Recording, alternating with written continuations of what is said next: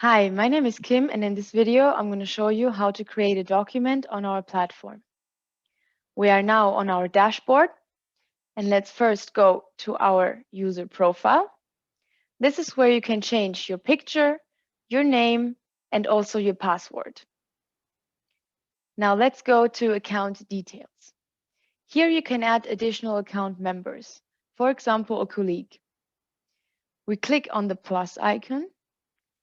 We provide the title of our colleague, the name, and the email address, and we are able to give our colleague a role. You will always be the owner, and our colleague can either be a manager or an author. A manager is also able to invite others to the platform, and the author can just create documents.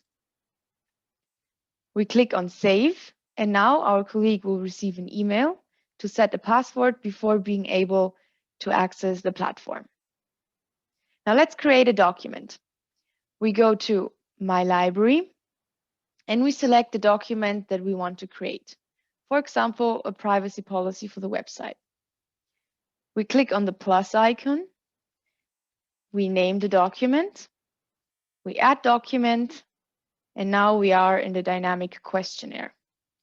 For demonstration, I will just briefly go over the nature of the questions. There's some question where we have to provide a typed answer, such as the company name. And for other questions, you just have to select the correct option, wherever the amount of possible answers is limited. This helps you go through the questionnaire faster and avoid mistakes. Some questions just require a simple yes or no answer. And wherever necessary, you will have hints that help you answer the question correctly. Once we have completed the questionnaire, we click on Submit Questionnaire, and now our document is being generated in the Editor tab. Here you can further edit the document if necessary, and you can also download the document as a PDF or as a Word. I hope this video was helpful to you, and if you need any further information, please click on our manual. I hope you enjoy working with Approovd.